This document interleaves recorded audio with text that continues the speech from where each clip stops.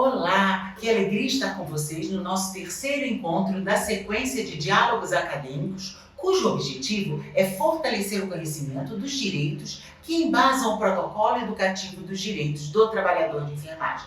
É com grande prazer que recebemos hoje a professora e enfermeira Vânia Cesário, especialista em gestão hospitalar e supervisora de qualidade do Hospital Dr. Adolfo Bezerra de Menezes, em São José do Rio Preto, São Paulo. Docente na graduação e pós-graduação, possui uma trajetória marcada pelo compromisso com a promoção, prevenção e proteção da saúde e segurança dos trabalhadores no ambiente hospitalar. Hoje, teremos a oportunidade de ouvir suas considerações sobre a norma regulamentadora 32, especificamente sobre os riscos físicos, químicos e biológicos. Ela compartilhará uma análise sólida e fundamentada que certamente promoverá discussões enriquecedoras sobre o cuidado, proteção e saúde dos trabalhadores. Professora, é um prazer recebê-la. O prazer é todo meu estar aqui e poder colaborar com essa pesquisa maravilhosa.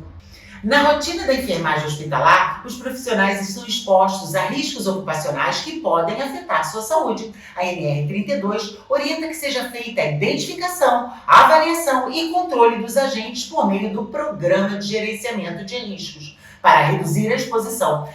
Professora Vânia, em sua experiência, quais são as medidas mais eficazes para prevenir riscos físicos, químicos e biológicos? Solange, quando nós falamos de riscos físicos, nós estamos falando de controle ambiental. Nós estamos dizendo que precisamos monitorar as temperaturas, os ruídos e as radiações. Quando nós falamos de riscos químicos, nós falamos de um controle de gestão segura, principalmente dos medicamentos e os produtos de limpeza. E em relação aos riscos biológicos, nós estamos falando das utilizações corretas das EPIs, das gestões de biossegurança dentro do ambiente e, principalmente, descarte correto como os parfums cortantes. Quais são as principais recomendações previstas na NR32 para o controle dos riscos físicos, como ruído, temperatura inadequada e radiações ionizantes nos serviços de saúde? Solange, relacionadas aos ruídos, nós temos os protetores auriculares, os isolamentos acústicos, os equipamentos todos com manutenções periódicas, tá? As temperaturas inadequadas é necessário ajustar a climatização e a ventilação para garantir as condições de conforto térmico, assim como as vestimentas confortáveis e adequadas é muito importante também. Já para as radiações ionizantes, deve-se fazer o uso de equipamentos de proteção individual, como os aventais de chumbo e, claro, os protetores da tireoide. Sem esquecer que todo profissional deve usar o dosímetro para ser medido essa radiação por um tempo determinado. Também nós temos o quê? Nós temos as sinalizações, pois nessas áreas são proibidas as entradas de gestantes e crianças. Com relação a tudo isso, a gente fecha um ciclo de prevenção. Para que isso seja efetivado, todo o material deve ser revisto e periodicamente revisado para a gente manter o controle e proteção desses profissionais. Em relação aos produtos químicos, é essencial manter seus rótulos intactos para garantir seu correto reconhecimento. E quando houver fracionamento, o produto deve ser devidamente identificado com as informações essenciais que garantam o seu uso seguro. Neste contexto, quais as orientações da NR32 para a manipulação, o transporte e o armazenamento de produtos químicos nos serviços de saúde? A manipulação deve ser realizada por um profissional qualificado, deve ocorrer em local exclusivo, sinalizado, ventilado, com exaustor próprio, chuveiro de emergência e um lava-óleos. E os equipamentos de proteção individual devem ser utilizados sempre, de forma sistêmica, e o descarte de resíduos em locais adequados. Fora que o transporte tem que assegurar a integridade do trabalhador, e a proteção do meio ambiente. Você não vai transportar de forma inadequada e contaminando esse ambiente, entendeu? Não pode haver vazamento, não pode haver nenhuma reação perigosa. Outra coisa, o armazenamento é feito numa área ventilada, sinalizada, com critérios de compatibilidade e sendo assim atendidas as medidas de proteção. E uma coisa muito importante, Sol, Não pode, de forma alguma, ser reutilizadas essas embalagens. As embalagens têm que ser descartadas no local correto. É necessário a capacitação de profissionais para poder utilizar e manipular esses materiais, assim como a inclusão de orientação de fichas técnicas e condutas de emergência. Medicamentos e drogas de riscos podem causar efeitos no organismo, podendo provocar danos no material genético, malformações no feto e favorecer o desenvolvimento de diversas doenças, como o câncer, por exemplo. Sobre gases medicinais ou anestésicos, quais as principais exigências da NR32? Solange, a NR32 tem diretrizes rigorosas para garantir o uso seguro de gases medicinais e anestésicos no serviço de saúde. Entre as principais exigências destacam-se o uso de transporte e manutenção, que deve seguir toda a instrução do fabricante. É proibido cilindros sem identificação. Sistemas centralizados devem possuir placas indicando pessoas autorizadas, procedimentos e contatos de emergência. Os equipamentos utilizados para a administração dos produtos devem estar todos com a manutenção preventiva correta para evitar vazamento. E os ambientes onde esses produtos são manipulados devem ser ventilados e com exaustão adequada.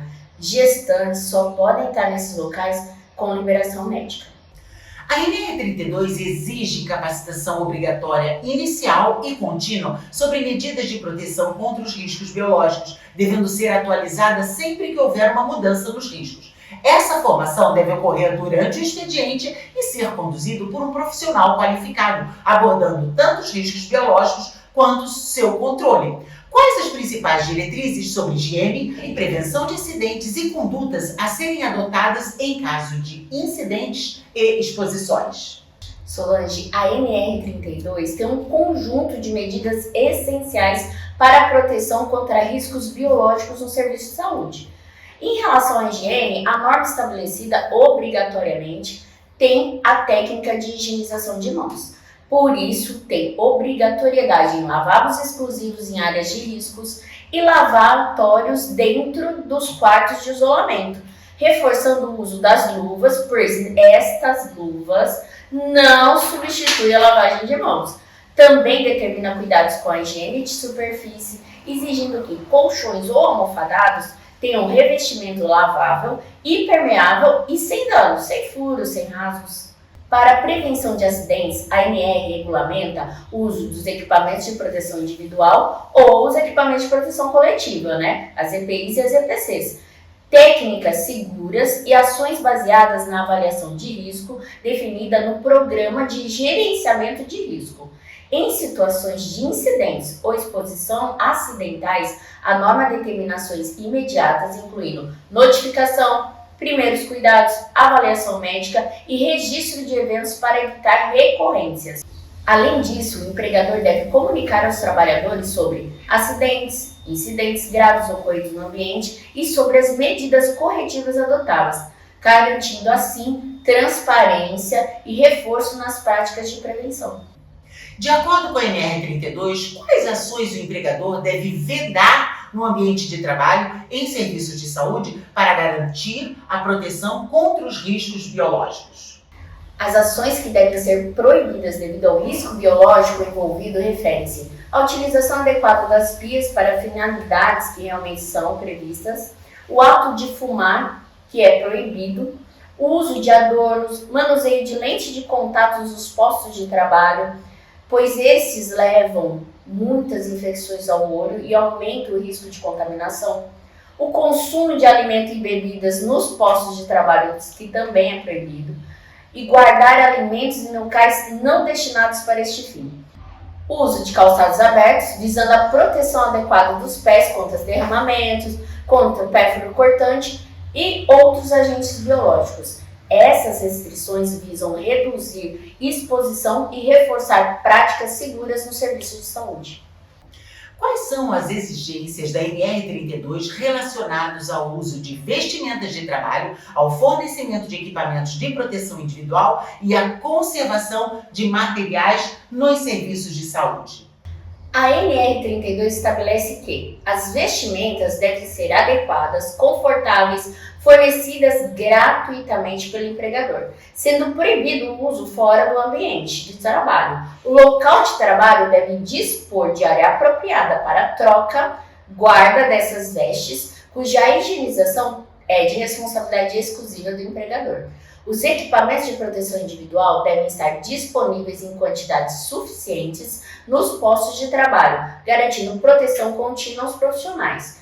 Os instrumentos e recipientes destinados a materiais infectantes devem ser mantidos em boas condições, conservação, garantindo a segurança do manejo e descarte desses resíduos. Materiais perfuro-cortantes são objetos com ponta ou gume utilizados na assistência à saúde que podem perfurar ou cortar, exigindo cuidados especiais. A NR32 prevê o desenvolvimento do Plano de Prevenção de Riscos de Acidente com materiais perfuro-cortantes. Professora Vânia, quais os principais parâmetros deste plano? Solange, para implementar o plano de prevenção de materiais perfuro-cortantes, deve-se criar uma comissão gestora multidisciplinar, com representantes administrativos, da segurança do trabalho, da enfermagem, da CCIH, que é o controle de infecção, e outros setores estratégicos do hospital, tá? Responsável por elaborar um plano, analisar os acidentes, os incidentes, revisar rotinas e definir prioridades conforme a frequência de ocorrência, o número de trabalhadores expostos e os materiais com maior risco biológico. Este plano visa reduzir acidentes e proteger os trabalhadores. As medidas de controle de riscos incluem a proibição de reencapar ou desencapar a agulha manualmente, a substituição de materiais perfuro-cortantes quando necessário, o uso obrigatório de dispositivos de segurança, que são as EPIs, a melhoria dos processos de descarte e descontaminação e a capacitação contínua dos trabalhadores. Todos esses parâmetros garantem ações para reduzir acidentes e proteger a equipe assistencial. Professora Vânia, sob a perspectiva da gestão de qualidade hospitalar, qual a importância do protocolo educativo dos direitos do trabalhador de enfermagem? Solange, o protocolo educativo se alinha diretamente à aplicação da NR32, que regulamenta a segurança e a saúde dos trabalhadores em serviço de saúde. Sua implementação contribui para a promoção e prevenção dos riscos físicos, químicos e biológicos, reforçando práticas seguras no manuseio dos agentes biológicos, substâncias químicas e equipamentos hospitalares associados aos riscos físicos. Através de processos educativos e monitoramento contínuo, o protocolo visa favorecer a segurança assistencial e garantir condições adequadas para o trabalhador. Encerramos nossa conversa agradecendo à professora Vânia Cesário por sua participação e pelas valiosas contribuições sobre saúde e segurança no ambiente de trabalho.